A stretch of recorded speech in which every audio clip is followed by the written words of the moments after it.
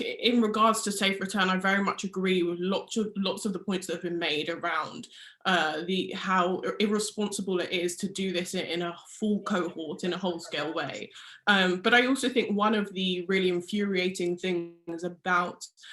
government policy in regards to safe return has been the way that colleges are consistently lumped in with schools in a way that there doesn't seem to be a recognition of the different things that we're dealing with in these spaces. There seems to be this assumption that all college students are, similar age to school students, when that's just not the reality. And there's going to be millions of college students impacted by that news, but it seems, in terms of the public sphere and what the government's putting out, what the media wants to talk about, we're either talking about school children or we're talking about university students. We're very rarely talking about college students, huge proportions of whom are mature students. And so, the assumptions that we're making about, not being so seriously effective, of course, don't apply when you've got immunocompromised students, disabled students, Black and brown students who are disproportionately at risk, student carers who are then considering those who they look after, and so on. So there are so many implications here for not seeing schools and colleges as two separate entities that need to be dealt with in those separate ways. And I think that's been a kind of a perpetual exhaustion for us at NUS throughout this pandemic, that schools and colleges have been regarded as the same, when of course there are those differences there. And I think kind of another infuriation with this is this sudden care about the education of young people and of school and college students, when actually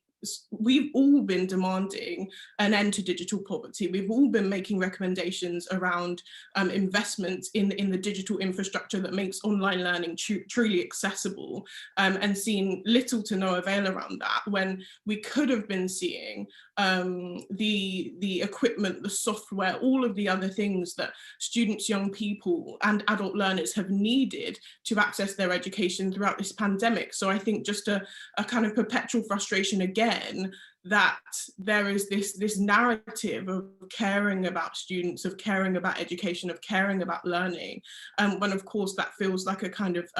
quite thinly veiled facade for what is actually a move to get more workers back into in-person work, right? That's what's at the core of this. And so I think, yes, an infuriation on our part, but I'll try not to repeat too much of what's been said before, because I very much agree with the positions around, how irresponsible this is, and how much better we could have done this return if it were phased, if it was student-centered, if it were worker-centered. And, there's definitely things we could be learning from the nation's approaches. Additionally, I think not only just across the UK, but other nations too have taken phased approaches and so on. So, I think there are definitely better ways that this could have been conducted. And once again, it's disappointing to see a lack of recognition of what students, teachers, those in colleges are actually calling for, as opposed to just making some broad brush approach to schools, colleges, without a recognition of the lived realities of those having to respond to those policy positions.